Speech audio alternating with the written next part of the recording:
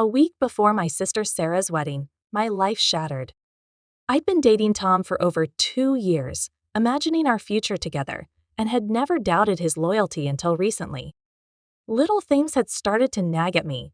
Sarah laughed a bit too much at his jokes, touched his arm casually but a little too often, and sometimes lingered in conversations when I stepped out of the room. Tom reassured me each time I questioned him, brushing it off as sibling-like affection and claiming I was just stressed from helping with wedding preparations. I wanted to believe him and ignore the growing unease in my heart. The final straw came one evening as I returned home earlier than planned. Entering my parents' living room, I froze. There they were, Tom and Sarah, wrapped in each other's arms, locked in a kiss that left no room for misinterpretation. Time slowed as my heart broke into 1,000 pieces. I'd never imagined something so hurtful from the people I loved most. Not wanting to create a scene, I slipped out unnoticed, my mind racing and heart numb. That night, I ended things with Tom, who tried to explain but only made everything worse. I told Sarah I'd seen them, expecting an apology, but she looked away, guilt evident but not a word of remorse on her lips. Desperate for understanding, I turned to my parents, hoping they'd comfort me and help me process the betrayal. But they brushed my pain aside, choosing to protect Sarah's reputation and the perfect image of her upcoming wedding. They suggested I was overreacting, that everyone makes mistakes and family is family. Each word cut me deeper, making me feel isolated, as though my feelings were irrational or somehow less valid. The sense of betrayal doubled. It wasn't just my sister and Tom, it was my own family who had let me down, invalidating my pain in favor of a facade of unity.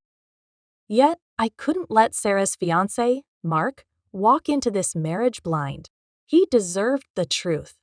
I met with him in private, carefully choosing my words to avoid sounding vindictive, simply laying out what I'd witnessed. Mark's face turned pale as he listened. He was heartbroken, but he thanked me for telling him. I left that day unsure of what decision he would make, but feeling at least a small sense of closure for having spoken the truth. When the wedding day arrived, I couldn't bear to attend.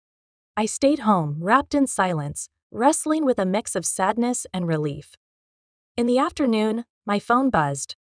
My cousin Emma, who had witnessed everything firsthand, called to share what had happened. Mark had walked down the aisle, but when the vows came, he paused, took a deep breath, and addressed the gathered guests. He explained that he couldn't marry Sarah, that he'd recently learned of her betrayal with her own sister's boyfriend. The crowd fell into a stunned silence, with murmurs of shock filling the air. Sarah broke into tears, and Mark walked out, leaving her at the altar. It was a shocking, heartbreaking end, and I knew the fallout would ripple through my family in ways none of us could foresee. For days afterward, my phone was flooded with messages. My parents were furious and embarrassed, begging me to stay quiet about the affair. They argued that I'd ruined the wedding, but they ignored the fact that Sarah and Tom had started this tragedy. In their eyes, I was the troublemaker who had pulled the family apart, even though I had only revealed the truth. I tried to make them see my side, but they were too hurt and ashamed to understand my reasons. My trust in my family was shattered. I'd thought we could face any hardship together, but in this painful moment, they left me to fend for myself, choosing the comfort of denial over my well-being. The betrayal had broken something fundamental between us, leaving me questioning the foundation of my closest relationships. I withdrew, distancing myself from their calls and attempts to reconcile. I needed time and space to rebuild the trust and strength they had so thoughtlessly discarded. While part of me felt a sliver of satisfaction that the truth had come out, that Mark had escaped a marriage founded on deception, the fallout weighed heavily on my heart. There was no real victory here, only broken relationships, severed trust, and the hollow ache of a family torn apart. My parents' choice to defend Sarah, their inability to see my pain, had fundamentally altered our bond. I knew healing would be a long journey, and I wasn't sure if forgiveness was possible or even deserved. But even amidst the sadness, I resolved to rebuild myself. I needed to find strength, to trust again, if only in myself. Though the road ahead seemed daunting, I held on to the hope that one day I'd move beyond this pain. Maybe one day I'd even find it within me to forgive.